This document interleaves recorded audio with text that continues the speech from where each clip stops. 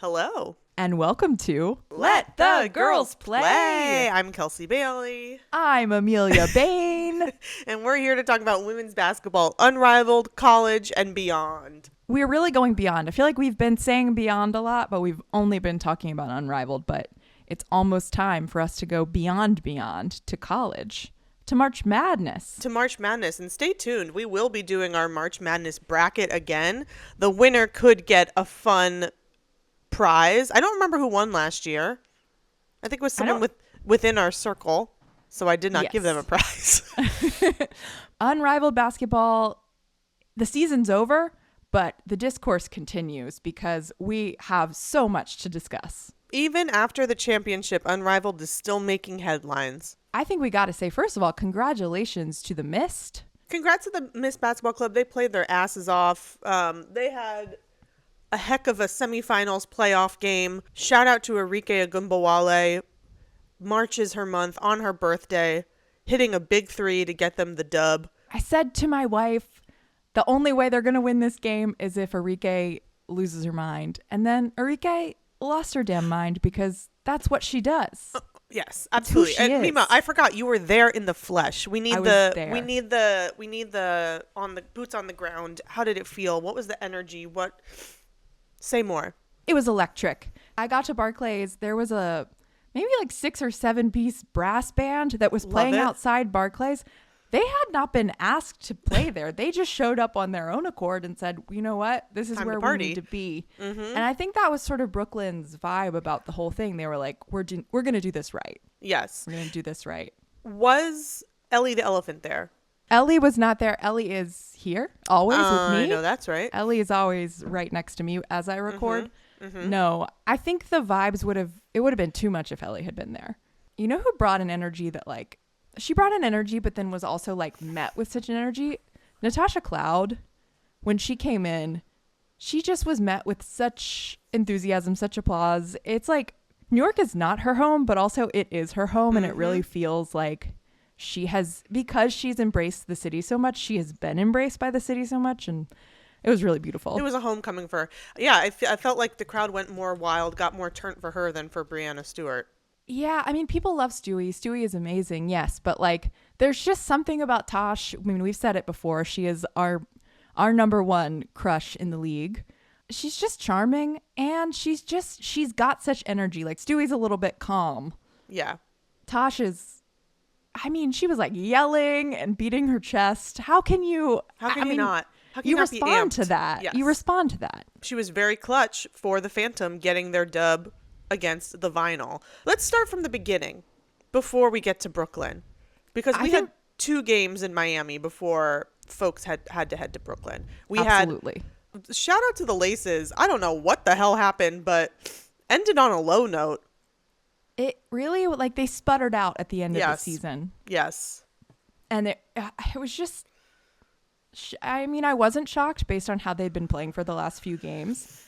But if you rewind a few weeks, if you told me this was going to happen, I would have been shocked. Yes. And shout out to Vinyl, who really Vinyl is a playoff team. They are a clutch playoff team. They almost made it to the finals again. Truly. If De'Arca Hamby didn't get hit in the nose and was out for a little stretch where Phantom was able to sort of overtake them in points, like go on a run, they would have won that thing. They would have won that thing.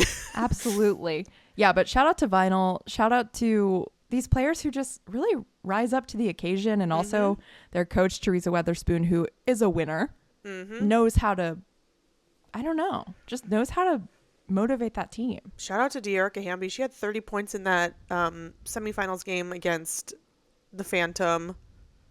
I love her. They rise to the occasion. Last season, they came back from a 21-point deficit in a game against the Phantom to be able to go to the finals. So, like, say what you will about the mid-season, but in the playoffs, they come alive. You can never count them out. But then we had Breeze versus Rose, which was just heartbreaking to watch as a Rose BC fan. Mima, you sent me a text and you were like, it seems like Kalia Copper had the Space Jam syndrome where she forgot how to play basketball. It was really shocking because even when Ka has an off night, it's not that off. Like, she's usually, I don't know. Because I think she wasn't shooting well, and then mentally she just kind of like, it seemed like she shut down. Yeah. It was heartbreaking. It was very heartbreaking. It was very exciting, though, to have Breeze in the semifinals. Oh, yeah. I mean, the crowd at Barclays, they love these young players. We love these young players. Also, shout out Rakia for just being such a huge, huge contributor in that first playoff game and also in the semifinals. It was heartbreaking to not see Rose continue because I love that team. We've only just started getting to see a little bit of Angel. Chelsea Gray, I can never see enough of, but it was cool to see this young team get to like have their little run. Absolutely. To see Dom Malonga have her moments too. It's very nice, and I think like good. They're going to be so good next year. This is how good they were coming in first time playing this game. Next year, look out. I know. I really feel like if there is a W season, look out for Dom Malonga because she is more confident than Empowered. ever. Yeah. She's been working with Lisa Leslie. Let's go. Let's fucking go. So then we have our semifinals. We have the Breeze versus Mist. Breeze with the lead for what, 3/4 of that game? And especially the beginning of the game, I don't think the Mist scored for several minutes in the game. They were down like 12-0 or something. Yeah. I think at one point they were down 16 or 18 points. It seemed like, oh no, this is going to be a blowout. And then Stewie said, actually, I remember I'm good at basketball. Yeah. Here I come. She's just one of the best to do it, but sometimes she forgets that she can do it. What is that? I don't know. I really don't know. But shout out to Stewie. Shout out to Arike for hitting that game winner. It felt electric. I have never seen Alicia Gray happier than when Arike hit that shot.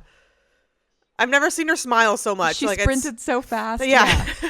To go over there. She's the smiliest player in the league, and even we had never seen her smile that large. It was another level of excitement, of all of that. So it was very exciting to watch. The Phantom Vinyl game, also incredibly close. Shout out to De'Erica Hamby for doing the thing. And then our stage was set for the finals. Mist versus Phantom. Phantom, of course, without their defensive player of the year. Shout out Aaliyah Boston. And one of their two leading scorers also. Yes, Aaliyah one of their Boston. two leading scorers. So it was really time for Kiki to step up. They got Michaela Timpson. They got Isaiah James. It was a little bit of a hodgepodge. I was calling it an oops all guards lineup at some point. A lot of the game, it was what? Tosh, Kelsey Plum, and Tip Hayes out there. Yeah. Just three little dogs doing their best. I mean, they did a great job. Shout out to the little dogs. Kelsey Plum had 40 points, new playoff record, highest score player in the playoffs. Kelsey Plum is that dog. And not enough can be said for Tip Hayes, who I think really was fucking balling out. In those games. Natasha Cloud brought a lot of great energy. Kiki did great. Shout out Kiki. Kiki did great, but that's so much to ask for her to be the only big. I mean, yes. I guess Michaela Timpson too, but like to be, I don't know, it was just too much of a task. And I wonder if they'd had more time to adjust to not having AB, if they would have done better, had different strategies. But really, it was like, okay, we end the season on a high. Aaliyah Boston is part of the team, and then all of a sudden the playoffs are announced. She's not going to be part of the playoffs. It's like, what do we do here? I'm bummed because I was falling in love with Aaliyah Boston. Yes. I also think, like, no shade to the Mist, but they're kind of boring. Imagine if we got a Phantom championship celebration. It would still be going. Last year when Rose won, like, that admin was, like, on live for, like, it was like, you know. Yeah. Obviously, what it comes down to is playing basketball and not the personality after it, but. And I would say Arike had a night. Everyone, we have found the bottom of the Arike coaster, and unfortunately, it is arrest. Punching a man, a security guard, and I'm not mad about it. Knowing nothing about the situation, I can say with confidence she didn't do anything wrong. Yeah, free Arike. We reached the top of the Arike coaster, and the bottom of the Arike coaster, Mm-hmm. just hours apart. But you know what happens after the bottom of the coaster is We're going We're up, going up, back up. up. Take this championship to Dallas. Take that energy. Take your mugshot where you're wearing a Mist t-shirt. Shout out free marketing for Unrivaled. And just let's go. We got the Let's go. number one draft pick. Let's go. And I think we said earlier this season, we were hoping that this would be like a comeback season for Arike. Like how Chelsea Gray 2 years ago in the W had like sort of a slower season and then a great Unrivaled season that led to a great W season. I think that's what we're going to see from Arike. Here's hoping. Yeah. I mean, if there is a season. Yeah. I hate that I have to keep saying that. We'll find out on the 10th. Well, no. Well, 3 days. I don't, will we? Who knows? That's their Because deadline, I guess. They've set a lot of deadlines. Mm-hmm. What is a deadline anymore? It means nothing. But in all of this, shout out to the Mist. Shout out to Brianna Stewart, the only professional player to win an unrivaled championship, NCAA tournament championship, WNBA championship, EuroLeague And a championship, EuroLeague. Olympic gold medal, Mom of the Year championship. Mom of the Year What championship. can't Stewie do? That is so hard to do. To win in college, and then also it's hard to win a WNBA championship. A lot Absolutely. of teams are going back to back, like I mean mostly the Aces, Yeah. but it's not something that anybody can do. And there are great players who have not and probably will not do it. So shout out to Stewie. Shout out Stewie. So decorated. Goated. Yeah. Yeah, truly. goated. Shout out to them, but also we have some other awards that were given out for this season at Unrivaled. Shout out to our MVP, the point god, Chelsea Gray. Were you there when she got her trophy? I was, yes. Did the crowd go loved wild? her. Yeah. Yeah. I mean, Kelsey Plum said this about when after the Phantom one, she was like, I'm used to you guys booing me, but now you're cheering for me. It was sort of, I felt that about Chelsea Gray. Yeah. I was like, it was nice to just be able to cheer for her. No Yeah. complex feelings about it. It had to be her. We knew it was going to be her. There was just no way it could be anyone else. No. Sorry, Paige. There's always next season. Yeah. But yeah, I did love that when Kelsey Plum said, y'all are normally booing me. She loves it. Brooklyn fans are nice. We gave Tosh Cloud a standing ovation after she fucking dogged us in the final game of the season. But shout out to Chelsea Gray, Defensive Player of the Year. We already said it. Aaliyah Boston, shout out. Heal up soon. Angel Queen, we love you. Coach of the Year, Ranika Hodges. Let's go, Coach Ronnie. Let's go, Coach Ronnie. Also, I want to say best dressed coach. Mm-hmm. Best dressed and coach I thought of the Teaspoon year. looked pretty good at the semifinals. Oh, yeah. Great. It was a great silhouette. Big Yeah. pants. I think it Big was pants. really fun to see the coaches of these teams, like to have in the finals Zach O'Brien facing off against Ronnie, both coaches under Sandy Brondello, the Michael Scott of the league. I think it just goes to show, and obviously Andrew Wade, coach of the Laces, all of these folks who like have worked together, facing off against each other. Teaspoon facing off against Ranika Hodges in the semifinals, 2 players from the W now coaching. It's very cool. Just like we love getting to know the players more, I feel like we are getting to know these coaches better than Totally. You know, especially people who are assistants in the W who get to be head coaches in Unrivaled. We get to know them better. Mm-hmm. And I'm a huge Coach Ron fan. Shout out Ron. I was already like lightly I like Ranika Hodges, but now I'm like I'm a big fan. I'm a big fan of Coach Ron. About to go up I'm to gonna buy some Mohegan Coach Ron Sun. merch. Yeah. About to go up to Kelsey, Mohegan Sun. Take her out to Michael Jordan Steakhouse. It takes so little to get me to Mohegan Sun.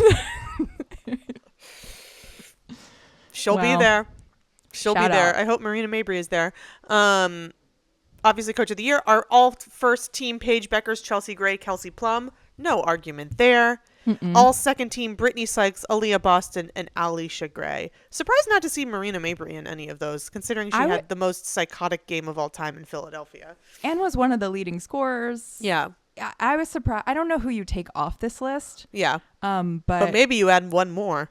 if there's a third team, I would say Marina, Stewie, Dom. Yeah. You don't dunk 3 times and not make an all unrivaled I know, that's list. kind of crazy. Well, that's our official third team. Yeah, they didn't ask us for it, but List. we're giving it to them. Mm-hmm. But what a great Unrivaled season. So fun. I'm sad to see it go. I know. It's really been my North Star this winter. I mean, What am I going to do? I'm going to watch Unrivaled. Well, now we go into March Madness. Stay tuned for our bracket. We will post it. And we look towards what will hopefully be a WNBA season. And we have some news from around the league. Portland Fire doing all the right things, working with Carrie Brownstein and Fred Armisen, our Portlandia. They're tapping into something that's already beloved about Portland, which is the show Portlandia. Mm-hmm. They're getting Fred and Carrie doing bits. I want this WNBA season to just be on the book so we can get our fucking draft, like get our college draft, but also just like what is it called? The expansion draft as well. Yeah.